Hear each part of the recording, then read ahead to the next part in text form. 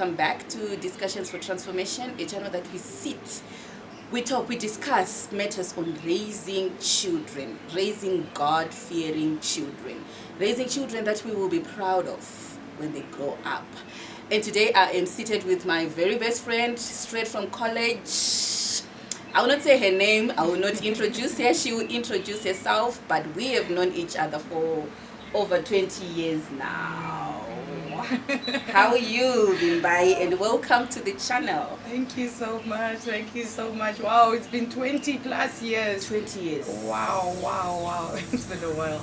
It has been a long time. We're not old. No. We're not old. Yes. We are something years young.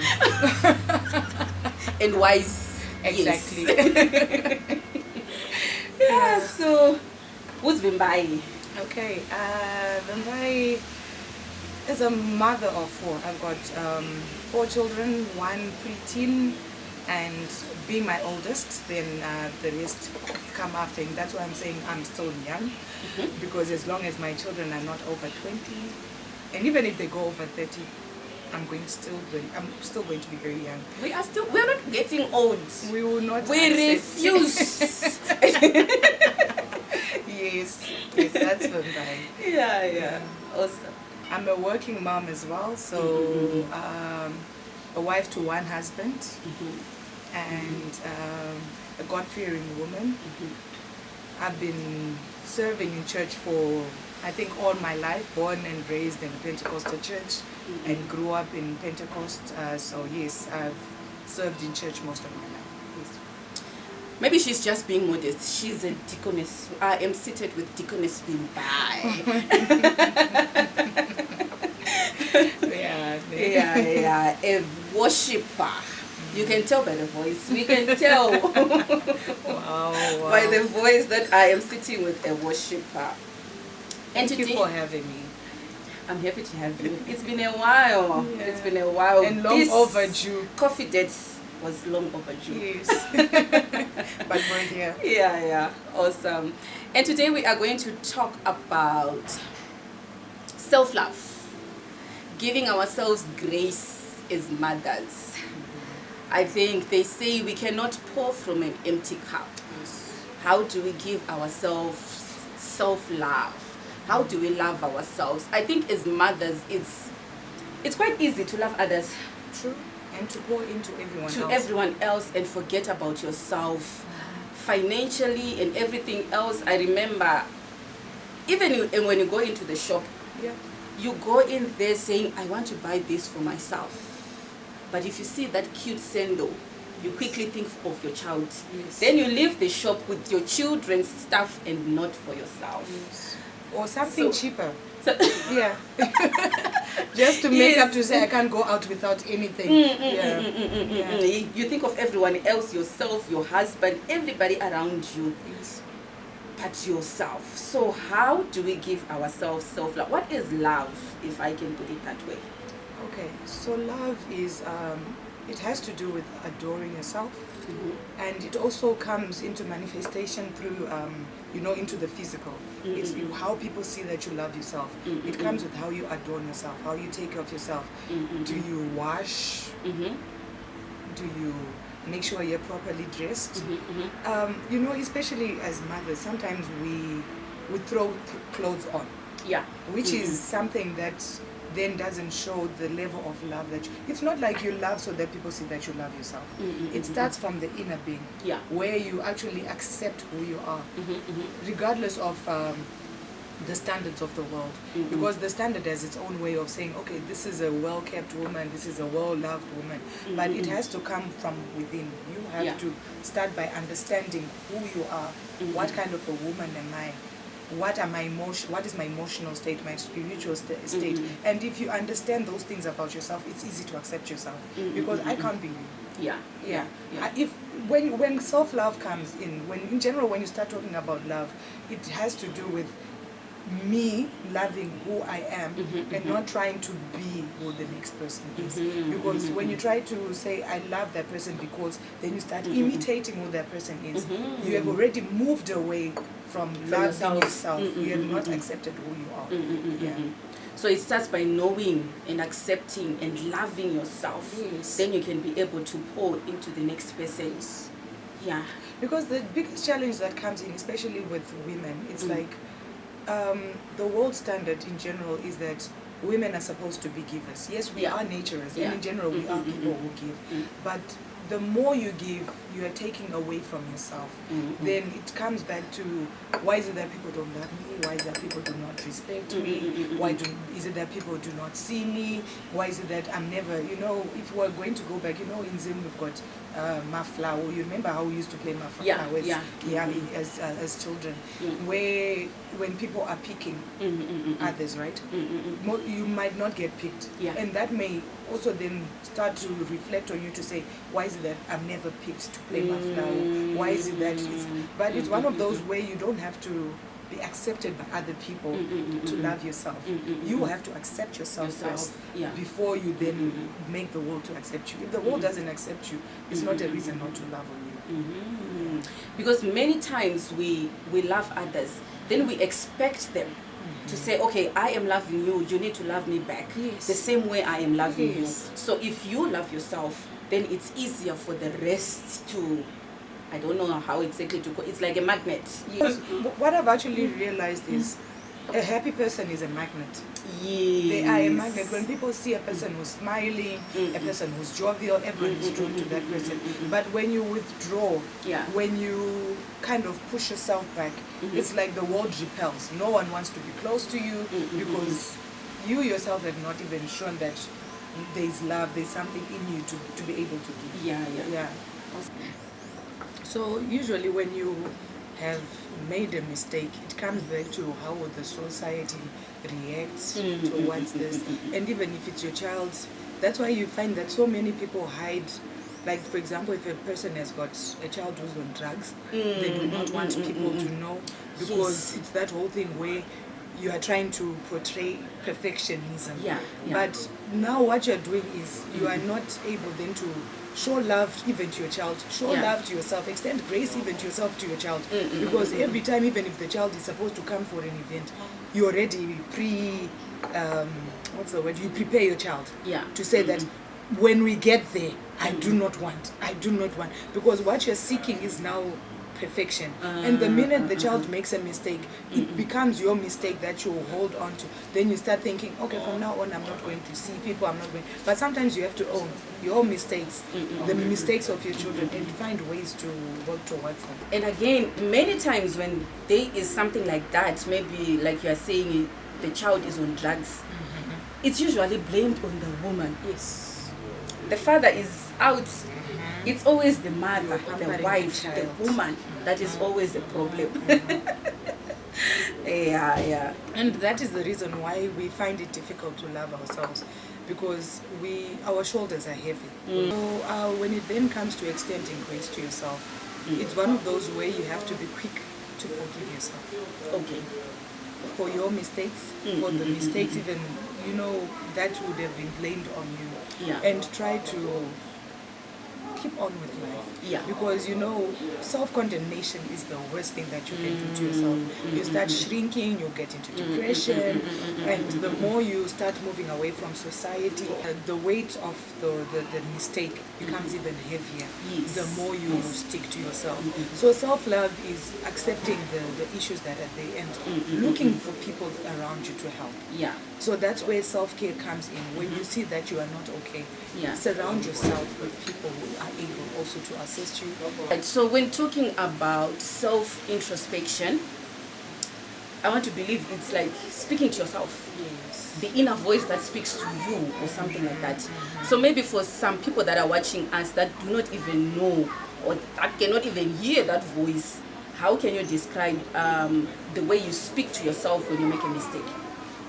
So it's not just about the mistake. Daily, what are you saying to yourself?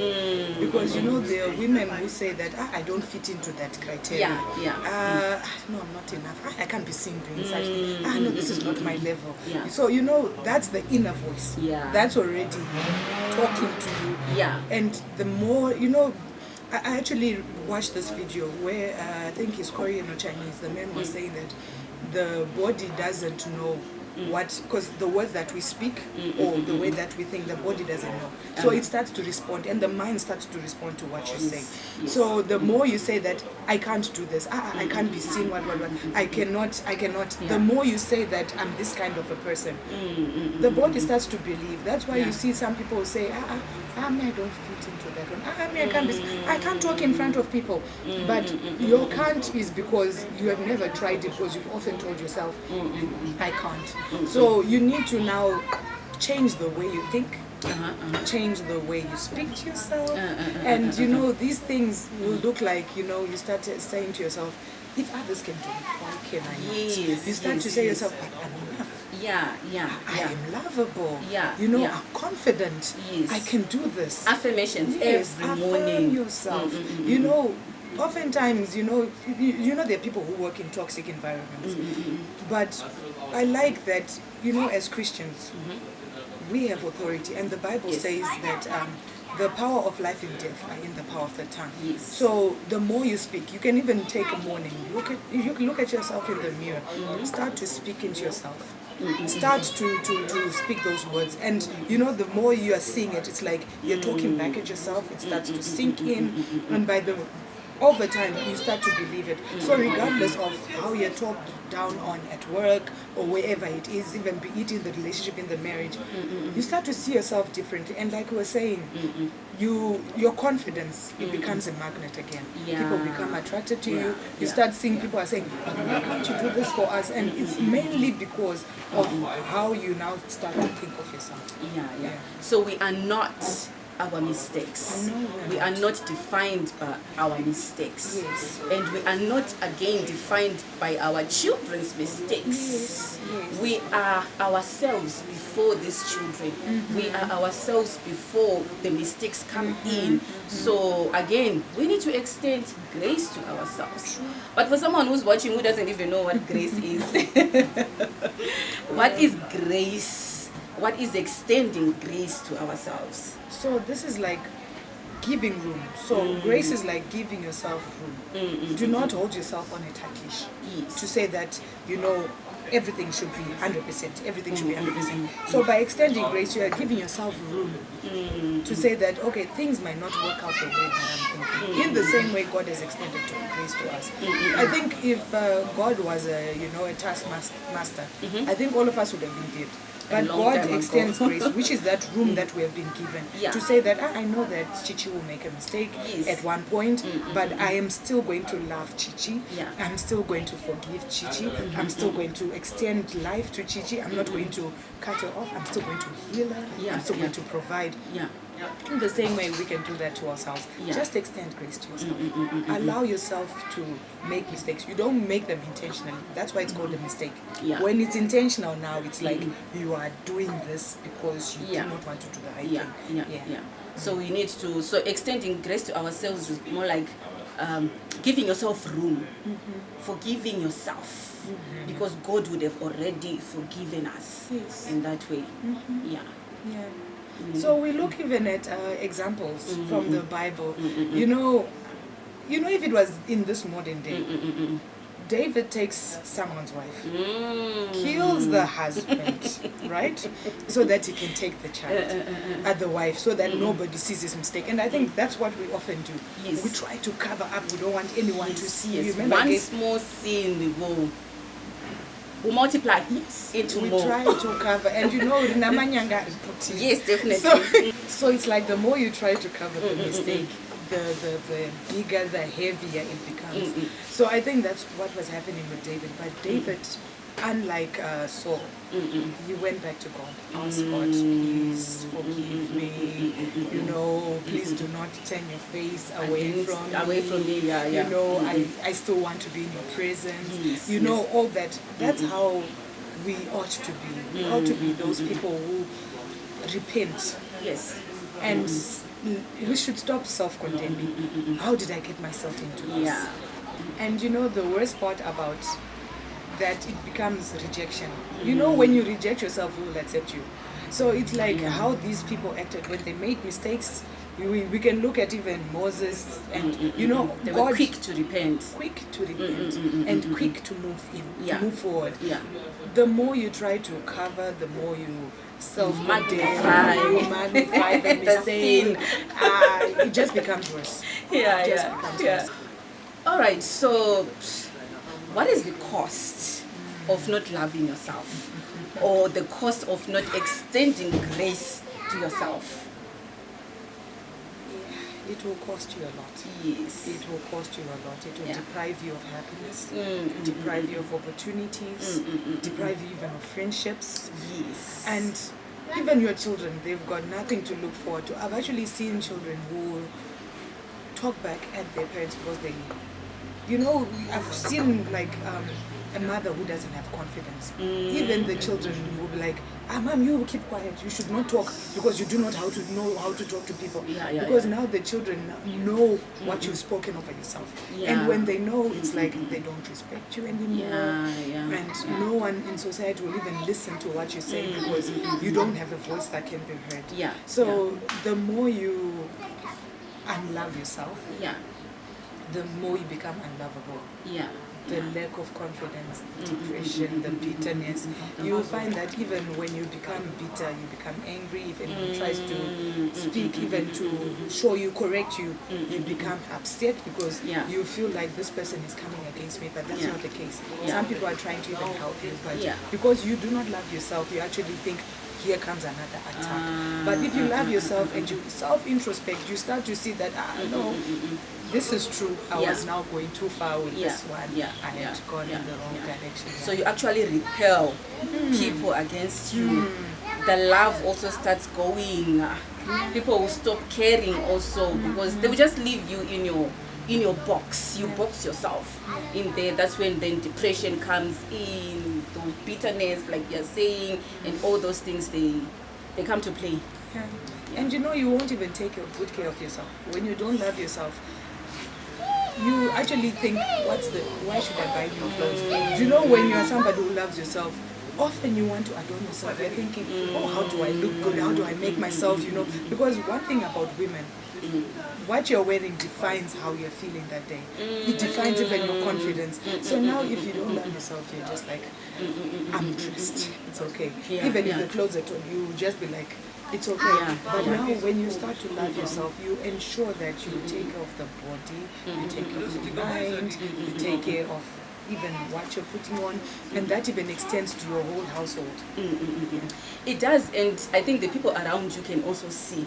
I have noticed when I'm angry at home, and the people around me, the girls and their father, if they try to do something good, or maybe they say, let's go out, it shows in the pictures. Then Tonte will start to say, she came here not prepared. Look how the pictures are coming, or something like that. And you ruin the mood for everyone. Ruin the mood for everyone, and they know, especially for us who are raising teenagers, they already know, they can see, they can tell that you are forcing things, but things are not happening. So if you could give your younger self advice about grace and self-love, what would you say to that young girl, the young Vimbai at Solusi University? So what I would say to myself was, you are young and the world is your oyster, so do not be afraid to take opportunities. There are a lot of things that people would tell you that it can't be done, but you can do it. Because even, you know, I remember that time I had friends who had to repeat O levels, and growing up there was shame in repeating either O level or A level. People used to laugh, but I look at some people who decided to go backwards. They did what they wanted to do and they succeeded. So I think what I'll just say is, love you first. Love you first, and the world will be attracted to you. And do opportunities will open up. Especially do you. I think that's a word, especially to our teenagers who oftentimes find themselves in situations where they want to please friends. Yeah. But why not put yourself first? Yes. If they accept you, they accept you. If they don't accept you, then so be it. Yeah. There will be people who will accept you. I'll just... Alright guys, thank you very much for joining us on this episode. Remember to give yourself grace. Remember to love yourself so that you can pour into someone else's cup. Until next time, toodles.